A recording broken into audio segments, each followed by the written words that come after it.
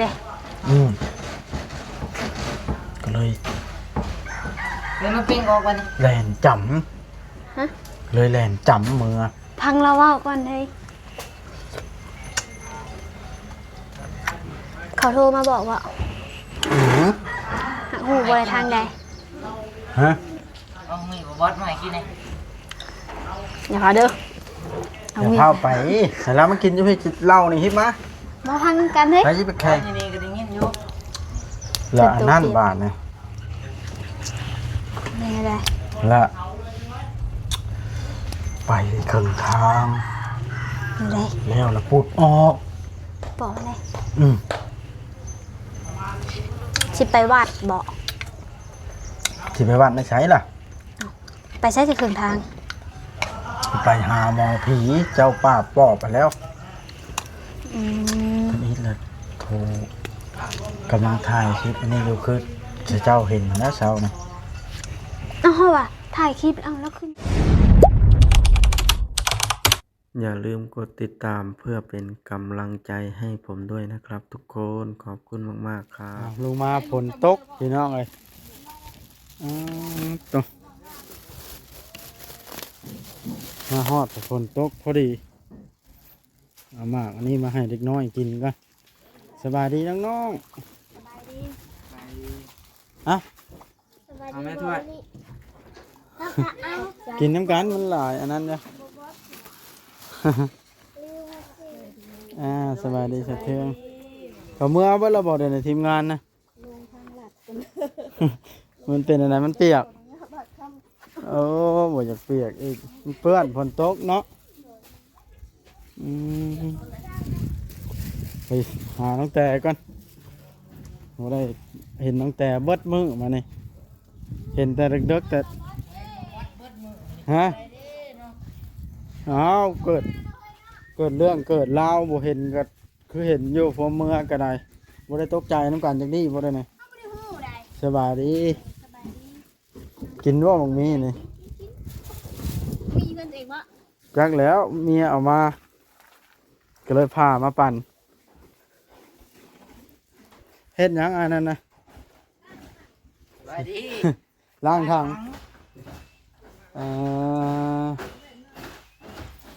เฮ็ดไปทั่วน้องบอยนะคือเห็นน้องแต่เดือดอยู่ในคลิปเดือดว่ะไปแล้วพี่เดือดฮะไม่ได้เดือดนะธรรมดาอยู่ว่าแล้วเห็นน้องแต่อันนั้นน้องแต่ให้ซื้อบริเดือดน้ำไหลเข้าบ่นี่เห็นอะไรจึงเป็นแล้วนี่นะก็เปื้อนเบิดเหลวเปื้อนเบิดเหลวอยากให้เล่าบ่ได้เลยหูนี่ได้นิดเบิดถ้าเขากับขั้นข่าวแล้ว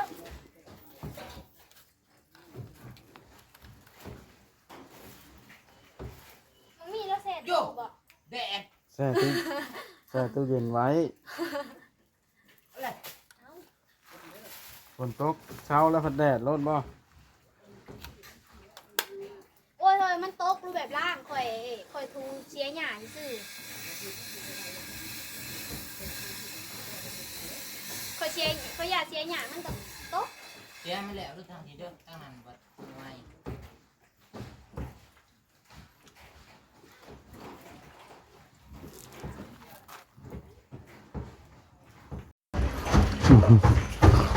่ว่าดอกน้องแต่กระดังหูข้าวคือกันจะมาจะใส่มาแต่เฮ้ยเอามาให้ยังหมากนี่กินเต็นบ่เนี่ยเอามาสื่อและเพิ่นและมาผู้อันนี้ชมให้เรากินเลยน้ำหอมของกุ๊กเลยนะมันยังเรามาข้อฮะ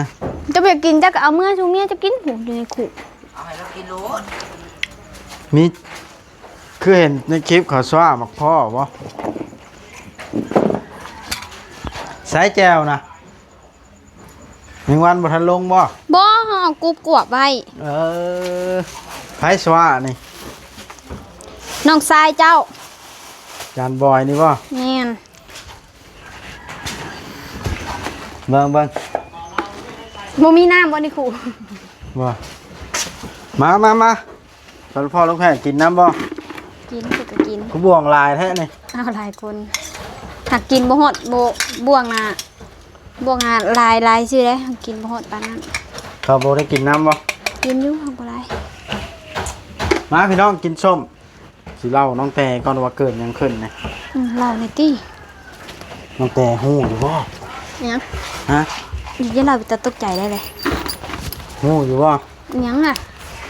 เช้านี้ล่ะว่าเกิดหยังขึ้นนะ เอาให้เนาะนะ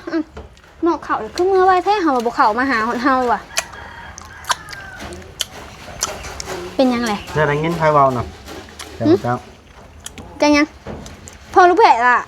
พาเมียไปเที่ยวซื่อแล้วเว้าเท่านั้นแนวฟัง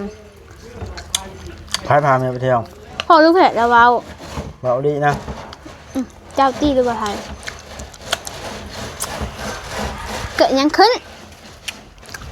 เว้าเชิญ สิทาเจ้าแล้วก็ยังบ่ตกแข่งเข้ากับมืออ่ะ ฮะเขาพาลูกแพทย์นะ บ่จอยอยากถาม พี่ปอบเขาเมียเว้าดี เขาอีกเลย ก็เลย เดี๋ยวมันปิ้งออกวันนี้ แลนจ ฮะ ำเลยแลนจำมือ พังเราเว้าก่อนเฮ้ยเขาโทรมาบอกว่า หักหูบริทางใด ฮะ เอามีบ่บอสมาให้กินนี่ อย่าพาเด้อเอา อย่า มีด เข้าไปใส่แล้วมันกินจะไปเหล้านี่ฮิปมา มาพังกันเฮ้ย ไปยิบไปแข่ง ที่นี่ก็ได้ยินอยู่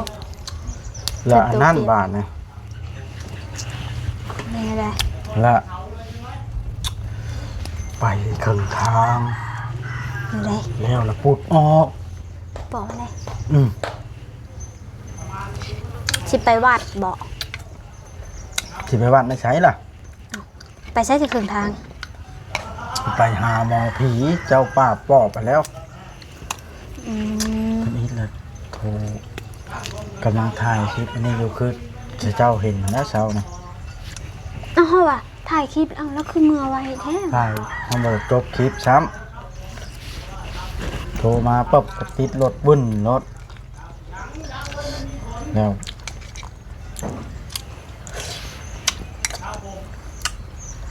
เทิงอยากเล่าเทิงอยากกินทูเป็นพี่น้องเอ้ยบ่าวดนั่น เอาไปหานั้น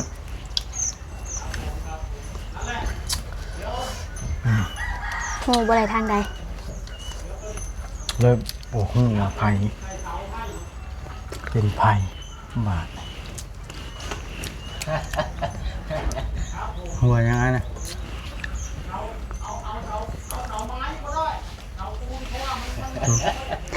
เป็นยังไง เพิ่นรอทายเลย ใจไม่เป็นนะครับผม น้องโอมาปิ้งอันซีนเฮือนสาวเทิงว่ากินนี่ แม่น เป็นตะข่อยมาโป๊บเห็นยังสั่ง บ่ปิ้งบ่มีไผไปยัง เราลงรถมาแล่นเมื่อ อู้ส่งกี่เสียบ้างนะ หักมันบ่อยากหวาน หมูหวาน เราเสียตู้เย็นแล้วมันบ่อยากหวาน แต่ เราสุดตี้กำลังได้ครึ่งทางแล้วว่าได้ไปหรือว่าบ่ได้ไป ไปแล้วไปใกล้สีฮอดเพื่อนหมอผีประมาณยังประมาณ ซัมเมอร์นี้ไปฮอดเฮือนเก่าฮะ ประมาณนี้แหละ หรอ แล้วออก ปกติบานคนนะอย่าให้อย่าหัวแล้วบอกว่าดีแล้วนะว่า แล้วกลับมาบ่หรือว่าไปต่อ แล้วเราไปใกล้จะฮอดแล้วเราก็ไปให้มันฮอดแล้วเนาะ มันก็เทินไปแล้วเนาะ ก็เลยให้เพิ่นผูกแขนกันไว้แล้วมาแบบนี้ไปห้องมัดห้องหมอปัวหลายทางยามากินน้ อืม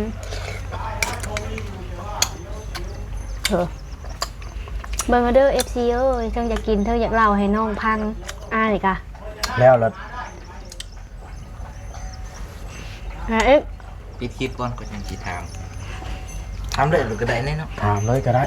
หูยบ่ไปแล้วเขา บ่ฮู้ ไม่ก็ เรา บ่ฮู้แล้วผีเนาะ หามบ่ได้ออกปากเนาะโอ้ก็แม่นออกปากนี่เก่งได้เฮาอ่ะ นี่ก็เก่งเที่ยวเขาเที่ยวออกอยู่คือว่าจะได้ชนะ มันเป็นหูผีละทางผีละที่ไปกันไว้เลยเด้อบ้าน คือเราเว้ามาแล้วว่าเอาคลิปบางหันว่าละพันว่ามีคนหันสิมาเอาก็ยังเว้าอยู่ดิเนาะบอกว่า มันไม่ได้ผ่าได้พันแนวนะ คือบ่กันไว้เลยซะบ่บอส ว่าจะไปกันอยู่ การเดือนเลย แต่ว่า นี่เด้ หมอผีนัดมือนัดเว้นสะก่อน มือใดบัดนี้ มึงแล้วเรา น้องหนาวแตกเลย อยู่ใจเลย เว้าบ่ได้ได้ย่าน นอกจาก เพื่อนเนาะ นอกจากเขาเว้าแบบอันนั้นเนาะ แม่นมื้อใดบ่ได้นัดกันแล้วนะ จึงไปเป็นหนุ่มเสือ พี่เขาเลยนี่ เป็นหนุ่มเสือไว้หนาวนะให้มีสวมกัน ด้านนั้นไป เฮ้ยมันหนาวนะ อันนี้ก็ถ้าอันมันถือกับเอาพิษกระถิ่มได้สิถามแล้วไปได้เห็นในคลิปว่าสิเอาลูกออกไปบ่ เด้ถามน้อง เดี๋ยวกันซื้อหน่อยเนาะ เพิ่นน่ะคิดย่าน คิดย่านเฮาน่ะรูปแบบไปผ่าเล็กออกมันถึงย่านซีนน่ะหุ่มเล็กเลยไปผ่าเลยย่านเลือดน่ะออกหลายย่านแบบนั้นหั่นนะ อืม มันก็รูปแบบมันก็ดีไปแบบได้เลยค่ะพิษกับพิษอีกแบบ แต่ก็บ่ได้มีเจตนาแล้วว่า บ่มีก็อันนี้ก็แต่ละมือก็บ่ได้เว้านะมีมือนี่แหละเพิ่นเว้าเฮาก็บ่ได้คิดว่ายังออกเลยเนาะหักคิดย่านไปก่อนหั้นนะบ่ว่าเพราะว่าหลายคนก็หลายเว้าหั่นนะ อย่าช่างพากันเว้าแล้วคิดก็อย่าบ่ให้เว้าคลิปได้บาดนี่ขลำแฮง นั่นแหละแกอีหยังมาโจอปากเลยจังเว้านั่นน่ะคือหยังเฮาเว้านี่จ้ะ สี อยากหาเฮา สั่นนี่ปวดสั่น นะเพราะฉะนะบ่เว้าถึงแล้วก็แล้วไป เรื่องบ่บดดีกว่า ก็เรื่องเมียบ่อุลินะเดี๋ยวนี้ยังบ่ได้จบอยู่ เอา แล้วเลย พอคันได้ก็คันได้ก็กิน อันที่มาเมื่อฮอดกันอีกบาดนี่มีเบาดิให้ดัง เอามาที่พุ่นให้อีก บ่เพิ่นเมื่อจากนี่เมื่อฮอดกันอีกนะหดน้ำหดในเอาแล้วบาดนี่ ใครจะอยู่น้ำเมียเจ้าบ่ แม่น เพื่อนไก่กันปะ ติดกัน อ๋อ อยากใครเฮือนเฮากับเพื่อนไปเท่าปันนี่หั่นนั่นเนาะ หัวเดียวกันเดียวกันหัวเดียวกัน ว่าไงดินมูลเนาะแม่นบ่ ดินคอยซื้อ ติเอามันบ่แม่นดินมูลบ่ แล้วอันเงินก่อนครึ่งหนึงเงินพอครึ่งหนึง อืมแล้วได้ต่อ แล้วเอาขึ้นรถไป แล้วรถ บ่ได้รถติดบ่ได้นะถูกอู้ FC ทานรุ่นเด้อ FC เด้อผู้นั่งพังนี่ก็รุ่นนี่ โอ้ยเราก็ถ่ายได้บ่ ไปโจมขึ้นรถบาด ไปได้ หัว เอ้า เสริม หัวได้เป็น เสียงผู้ชายหรือผู้หญิง เดียวกับผู้หญิงแล้วหัว เนาะ บ่ยันว่ารูปแบบผีหัวเนาะมันก็ว่าบ่ได้ หั ได้ วแล้วเราหมูถามหัวเฮ็ดยังเดี๋ยวนี้แล้ว ให้บาดนี้ ให้เฮ็ดยังกลัวอีก อืม อุกแหง ก็ห้องใหญ่ดิ คือเบิ่งเลยก็ยังบ่ได้ไป เอากระได หมูถามว่าหัวยังพันให้ อืม พระเจ้าระวังเด้อนอนทำคืนย่านได้นี่ เนาะ แม่น อืม ใครน้องมาปลูกมันอยู่ ติดแล้วบ่ยังบ่ได้เห็นจักเทื่อ 3 องค์ เกี่ยวบ่เกี่ยว 2 องค์บ่เชื่อก็เชื่อได้อยู่อันนี้ ต้องเฮ็ดได้จ้ะบ่บัดถ้าต้องไปผูกแขนบ่ผู้จะไปมามื้อนี้นะ แม่นแล้ว มื้อใดล่ะจะสิไป คือว่าสัตว์ว่าสิวัดมือได้สิไปอ่ะสิไปนำก็อยากเบิ่งคือกันว่าบ่แม่นว่าทำนายอนาคตดอกอยากกั้นไว้นั่นแหละมันแห่งเพราะอยากว่าจะบาดหมางกันอยู่เด้ คอยยังบ่ฮู้ว่าโอลิ เราต้องถามแล้วหลังไหมเนาะ เพราะว่าเว้าบ่ได้ เราต้องถาม โอ้โหวัด โอ้ยเรื่องไหนอลีได้ โอ้ยเจ้าก็ว่าแบบคือเก่าปกติจ้ะแม่ข่อยเห็นบ่ได้ย่านหยังข่อยย่านเจ้าเลย เจียงหัวมัน เริ่มมาเลยโหจังนั้นเขาชิโยจะเอาไปหดน้ำนะบ่หมดเลย มีแต่ว่า เงียบไว้ บอกคาเมนว่ามีแต่ว่ามืดใดจะไปเอาผ่ายบุแคนมาแน่หั่นนะบูชาได้ผ่ายบุแคนนะ พอลูกแพทย์เมื่อฟ้าละ เมื่อแล้วเรายานฝนตก แล้วว่า ฝนตก การถ่ายอยู่ ทางบ้านเราฝนตกแห้งเราอะ อ่อนแบบ บ่ท่ากันเลย บ่จอยก็ถ้ากินเอ็มร้อยเอ็มเจ้า เอาแล้วเอ็มร้อยได้จูดถูกว่านี่ก็เบิ่งเงินหนึ่งตื้อ บัดออกเลขเพิ่นเล่า นี่ฮะ สัตว์เปิด ข่อยพันเห็นป้าเครื่องหางอะเป็นปลาดุกบัดตัวเงียงมันอะเป็นปีก แล้วมันเล่นหยังบาด นะ นาบกอันนี้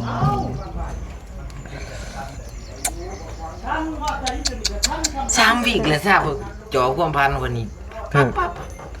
แต่ว่าเอาบ่ถือซื่อ แม่นบ่ ขอยก็มั่นใจนะพูดแล้วของมันวัดทันใจกูบ้าให้ห่วยเอาตัวนั้นแล้วอ่ะ ตอนนี้เราอยู่น้ำไผ่จ้ะ เดี๋ยวนี้เราอยู่กับยา ฮะ อยู่กับยา อยู่บ้านนะ ไม่โทรวัดว่าปกติซะ อยู่กับป้านำเบาะ อยู่กับยากับลูกเต่าเรานี่แล้ว บ่บดนี่เฮาสิลืมย่านจ้ะเลย สิใช่ เฮาสิย่านจ้ะแล้ว เราสมบทบาทดีใช่ เสียดคือวิธีภูมิรู้แล้วไปหาบูชาพระก่อนฟังสีแจ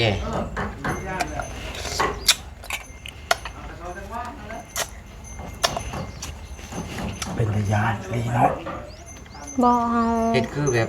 ซื้อทางวิธีข่อยเด้อแบบ จังหู้ ซื้อต่อ วะ จากปู่แต่ปู่กันมาเด้อบ่ว่าบูชาเอาพระเอามาแบบองค์เดียวเลยคือว่าแบบหลวงปู่คูณไปหลวงปู่คูณ4องค์พัง4แจ้ในเฮือนน่ะจบ ลูกหลานๆฮู้บ่ อิหยังเลยบ่บดนี่ก็ตู้ ว่าเป็นไผ ไผเลย ฮู้บ่ บ่บดเฮาสิตีจ้ะ ดีแล้วนะ โอ้ยเล่าดีๆเต้โอ้ยมึงนี่บางนาวเฮาแตกนี่อุ้ย เอ้าบ่คือไปคอยผิดปกติบ่เดียว บ่บดเจ้าอย่าแม่เจ้าอย่าแม่บ่บดห่วย ดีนะ เบิ่งเพิ่นเบิ่งอยู่ฮะ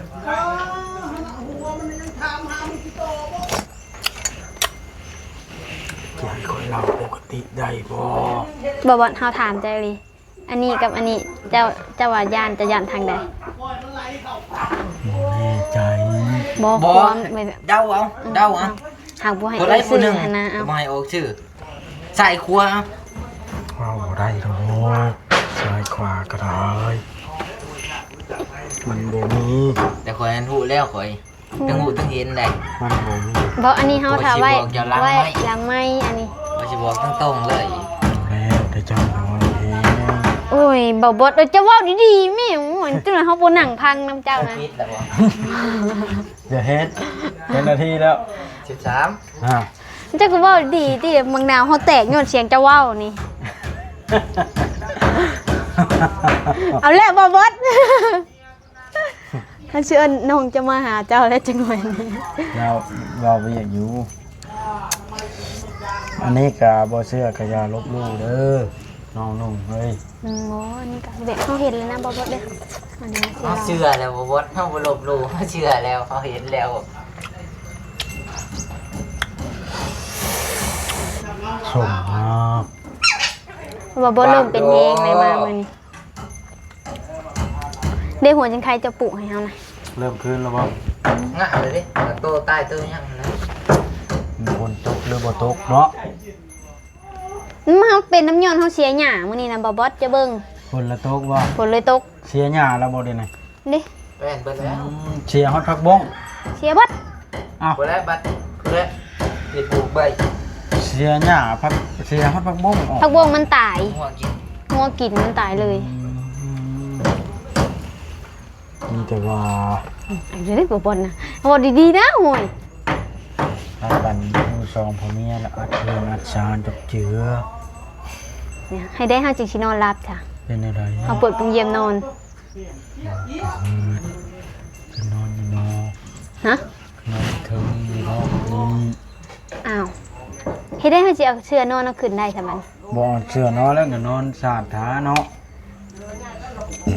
อิ่มคอแล้ว ไม่ว่าจังดัง เป็นอะไรคือได้ข่าวว่าได้หลับเงินก้อนโตบ่ ยังได้แจ้งซื้อ เงินช้ 600 500ปลายนะเพื่อเขาฮักอีกเด้ ำปลาเช้า เขาหัก40 บาท เช้าเฮาไปเอานะ อยู่ใส เซโน สิหนูเฮาสิเริ่มย่านจังได๋บ่เดี๋ยวจะว่าปกติแม่ เอาเลย 1,000วะ 600 บอกกูหมายแบบ 40หรือว่า 20 บาทเฮาไปเอานะ ห้านใด ห้านหยังก็เฮ้ย กับผู้ คำพูดบอก จ้ะ นานที่บอกเขาว่าอะไรให้ว่าปกติเขาว่านะ เห็นอาหารค่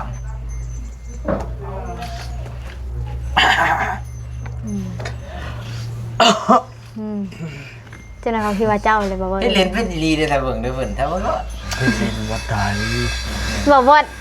เจ้าดีๆแม่ห่วย เขาชิเริ่มย่านเจ้าอะไรเจ้าอย่าแม่ อ้ายเฮ็ดเล่นแบบใด เฮ้ย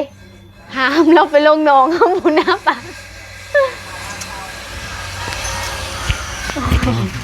เป็นไอ้หวานหรือว่าหวังนี่นะ ผูกเราจะกินทอดส่วนในบักมี่ ซีมึงก่อน บอลเราแส่ตู้มันบ่อยากหวาน แช่ตู้ไว้ จักมือเลย 2 มื้อแล้ว แต่สิได้แต่กินมาหาลองจำแจ่วแล้วกัน โอ้โหยไม่กิน บอกว่าวันนี้นะชิบุลมน้ำเจ้านะเจ้าเว่านี่ให้เจ้าเว่าปกติเขาจะคิดมาถามเจ้า เพราะอะไรกับหมานั่นกินได้บ่ครับ โอ้ยมันก็ได้แล้วอะมันสุกก็กินก็เหมือนไอ้งง คันคอเหรอวะ โอ้ยไปก็ บ่ดอกมันก็เฮ็ดหยอกให้เสื้อ แล้วเท่านั้นเนาะการเราเนาะ ก็เพิ่นนั่งเบิ่ง ว่ามันก็เป็นตาอันนั้นอยู่ได้หักแห้งกว่ามือนั่นบ่ ว้า จะเถื่อแล้ววะ ร้าย ลายแล้วพบเจ็ดเทื่อจักเพิ่นนั่งเบิ่งเฮ็ดหยังกะโด เขาชอบไปดู เวิร์ดหรือว่าจังไง ไผ จ้ะ มา บ่เลยแบบมันเข่าซื่อ พบเขาสิซื่อ เราบัดเป็นคนจิตอ่อนเด้บ่บอดห่วย เอาพี่น้องหยอกน้องแท้เอามีแต่ว่า เกลือเราบ่ป่า ยัง แล้ว เกลือตอนเช้าบ่ ตะเล แม่เกลือไม่ ถ้าเกลือให้เบิดแสนเบิ่งบาทเบาแส เล่น น ในใจบ่ได้มา เราบ่ได้มาฮะ เว้าดีๆแม่ ไปใช้นู่นแต่ ฮะ โอ้ยแม่เดี๋ยวแม่ FC เพิ่นเบิ่งนะฮะ เห็นอันนี้บ่ เอาเลยเอานี่ก็ตามที่เอาเราละน้องแต่เอ้ย แสดงว่าถ้าเจ้ากับบ่ได้ฮู้บ่เด้อนะ บ่ได้ บ่แล้วบ่มีนิดดอก เราจะเบิดนิดเงินกับเบิดนิดกับเบิดเดี๋ยว เอาแล้วคือว่าแนวนั้น ไปจะเอาหลังคาไปตามหัวคันไดอันน่ะ อะไรวะเนี่ย โอ้ยนางสาดตะก้นเปียกบานนะ เอาผลสาดเด้ เจ้าบ่กู้ไว้เฮ้ย ปอตอนฝนตกนะพาก็อยู่หนองปลาพุ่นเด้ อ๋อพ่อลูกแพทย์น่ะบ่ได้อยู่แล้วเนาะพอฝนตกนะ บ่จ้อยแล้วจิตาอยู่เขาเมื่อเบิดแล้วเมื่อได้แล้วบ่อยากอยู่คนเดียว ต้องบ่ท่ากันเนาะอ้าวคลิปนี้ก็ได้พี่น้องเอ้ย คลิปนี้ก็ยืดยาวเลยเนาะพ่อแม่พี่น้องเนาะ จบลงซะก่อนพี่น้องมันก็ถือว่านี่ เราให้ฟังนี่บัด ยาวพอ เล่าได้ สมควรได้บ่พี่น้องเอ้ยเนาะ ฮะเจ้าคือบ่เว้าคือเก่าเลยคลิปนี้มันก็ยืดยาวแล้วนะ ฮะ